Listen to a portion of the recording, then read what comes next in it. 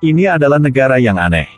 Selama Anda berusia 16 tahun, negara itu akan, berdasarkan informasi pribadi Anda, secara otomatis membawakan Anda objek yang cocok untuk pernikahan.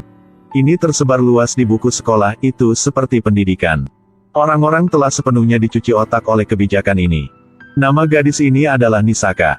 Dia akan merayakan ulang tahunnya yang ke-16. Dia menantikan hari itu. Dia tidak bisa mengalihkan pandangannya dari jam bahkan untuk 1 detik. Dia berharap negara bisa memberinya pangeran di atas kuda putih. Pada saat ini, teleponnya berdering. Itu adalah sahabatnya Shiba yang menelepon. Pria ini diam-diam masih mencintai Nisaka. Tapi karena kebijakan negara, dia tidak berani mengaku kepada Nisaka. Dia hanya diam-diam memberikan hadiahnya. Sementara Nasaki penuh dengan antisipasi untuk pasangan nikahnya. Hati Shiba sangat sedih. Nisaka meminta Shiba untuk membantunya. Dan bersama-sama mereka berlatih adegan pertemuan pertamanya dan orang yang akan dia nikahi. Shiba juga mengambil kesempatan ini untuk menyatakan cintanya kepada Nisaka. Nisaka ragu, dia tidak tahu harus berbuat apa. Pada saat ini, teleponnya berdering. Sekarang jam 12. Informasi tentang objek pernikahan telah dikirim ke ponsel Nisaka. Setelah itu, pria Takachiho berjalan ke arahnya dengan seikat bunga. Nisaka bingung, tidak tahu harus berbuat apa, tiba-tiba dia merasa sangat senang. Shiba diam-diam pergi.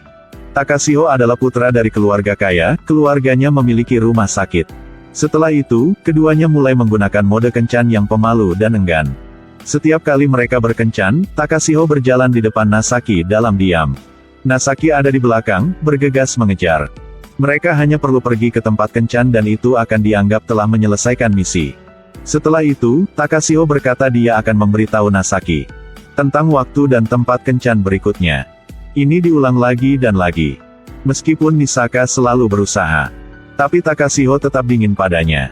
Nasaki dengan hati dingin memberitahu Takachiho bahwa di masa depan, Takachiho tidak perlu segan-segan untuk berkencan dengannya lagi. Untuk menghindari kecanggungan dan rasa malu dari kedua belah pihak. Dalam perjalanan pulang, Nasaki bertemu Shiba. Shiba melihat penampilan Nasaki. Segera menyadari bahwa kencan Nasaki tidak berjalan lancar. Dia mendorong gadis yang disukainya. Berani dan mengejar pria lain. Bahkan, dia juga memiliki masalahnya sendiri.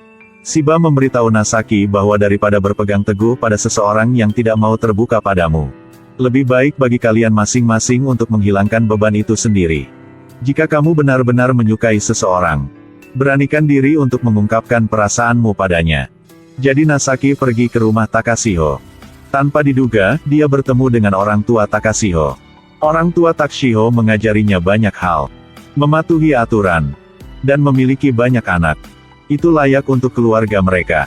Mereka berbicara begitu banyak sehingga Nasaki hanya bisa terus mengangguk. Pada saat ini, Takachiho kembali ke rumah. Dia memberitahu orang tuanya bahwa, orang tua mengelola aku sudah cukup. Jangan mengatur gadisku. Lalu dia menarik tangan Nasaki keluar. Dalam perjalanan pulang, Takachiho memberitahu Nasaki tentang keluarganya. Ternyata hubungannya dengan orang tuanya tidak baik. Sejak kecil, ia dididik dan dikelola dengan sangat ketat oleh orang tuanya. Karena nanti, dia adalah penerus keluarga. Hidupnya dikontrol secara ketat oleh orang tuanya.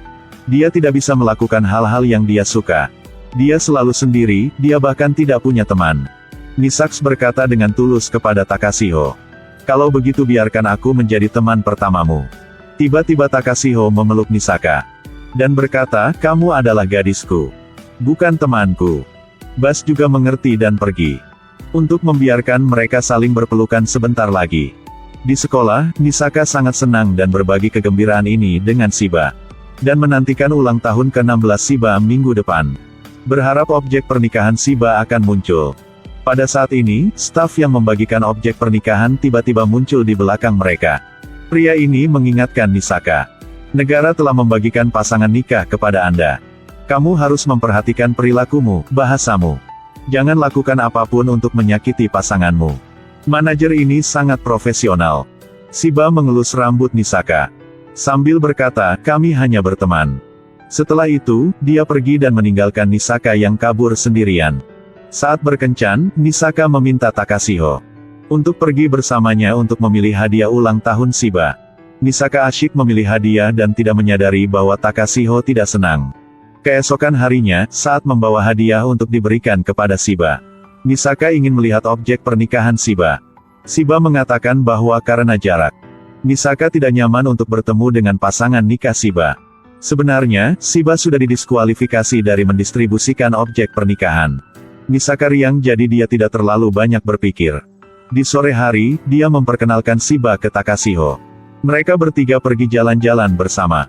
Takashiho menemukan obat kanker Shiba. Misaka masih tidak tahu bagaimana perasaannya. Sama seperti itu, dia berkencan dengan Takashi. Dan tidak ingin meninggalkan Shiba. Hari itu, Takashiho memasangkan cincin di Misaka. Karena Misaka sangat gembira, dia juga menunjukkan ekspresi yang sedikit bingung. Di malam hari, Shiba yang sudah lama tidak muncul tiba-tiba menelepon Misaka. Mereka pergi ke taman tempat Shiba mengaku pada Misaka. Melihat cincin di tangan Misaka, Shiba mengucapkan selamat kepada Misaka dengan sedih. Misaka mengatakan bahwa dia pasti akan bahagia. Dan tanpa sadar mengangkat tangannya untuk memperbaiki poninya. Shiba tahu bahwa segala sesuatunya tidak berjalan sebaik yang Misaka katakan. Tapi dia harus pura-pura tidak tahu apa-apa. Lagi pula, dia tidak punya banyak waktu lagi. Keesokan harinya, Takashiho mengajak Misaka untuk memilih gaun pengantin, mereka akan menikah. Misaka bilang dia ingin bertemu dengan orang tua Takashiho. Tapi Takashiho mengatakan itu tidak perlu. Misaka tidak terlalu yakin. Jadi dia memutuskan untuk pergi ke rumah sakit orang tua Takashiho sendirian. Pada saat ini, Misaka melihat Takashiho memohon sesuatu kepada ayahnya. Sebenarnya, ketika mereka berjalan di jalan dulu, dia tidak sengaja menemukan obat Shiba. Shiba juga kehilangan haknya untuk membagikan pasangan nikah. Karena alasan kesehatan, Shiba takut Misaka akan mengkhawatirkannya. Jadi dia mohon Takashiho untuk tidak memberitahu Misaka tentang ini. Takashiho tahu bahwa Misaka sangat peduli dengan Shiba. Jadi dia memohon ayahnya untuk menulis surat rekomendasi. Agar Shiba bisa dirawat di rumah sakit terkenal di luar negeri. Ayah Takashiho memintanya untuk mewarisi rumah sakit ini. Lalu dia setuju untuk menulis surat rekomendasi untuk Shiba. Setelah mendengar ini, Misaka membuat ekspresi terkejut. Dia tidak percaya ini benar. Duduk di bangku taman. Dan mengingat saat-saat menyenangkan bersama Shiba. Dia menangis tanpa suara. Shiba setelah mendapatkan surat rekomendasi. Dia mulai mengajari Takashiho cara merawat Misaka sedikit demi sedikit. Dan dia juga menceritakan semua hobi Misaka kepada Takashiho. Dia berharap Takashiho bisa memberinya kehidupan yang bahagia. Jika Shiba tidak mengatakannya sekarang, tidak akan ada kesempatan untuk mengatakannya nanti. Sebenarnya, Takashiho juga semakin tertarik pada Misaka. Misaka mulai belajar bagaimana menjadi pasangan yang baik. Tapi Misaka secara bertahap menyadari apa yang diinginkan hatinya. Ibu Misaka mendesaknya untuk mempersiapkan pernikahan yang akan berlangsung besok. Tapi di dalam hati Misaka bingung, tidak mau peduli apapun. Takashiho juga jatuh ke dalam kontemplasi. Pada hari pernikahan, Takashiho tidak memiliki penampilan sebagai pengantin. Dia memberitahu Misaka bahwa Shiba tidak bisa datang ke pesta pernikahan. Dan memberitahu Misaka tentang penyakit Shiba juga. Dia mengeluarkan tiket pesawat. Memutuskan untuk membiarkan Misaka pergi. Setelah itu, dia bertanggung jawab penuh atas segalanya. Dan dia berinisiatif meminta pemerintah untuk menghapuskan kebijakan pernikahan ini. Misaka akhirnya mengerti apa yang dibutuhkan hatinya. Tidak lagi ragu.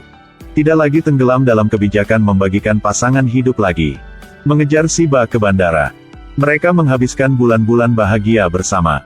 Plot film ini memang sedikit ilusif. Namun jika pemerintah memang memiliki kebijakan membagikan objek penikah, apakah kamu menerima? Tolong memberikan saya seorang lelaki yang tinggi, besar, tampan, 8 pak. Saya siap untuk menikah, ahihi.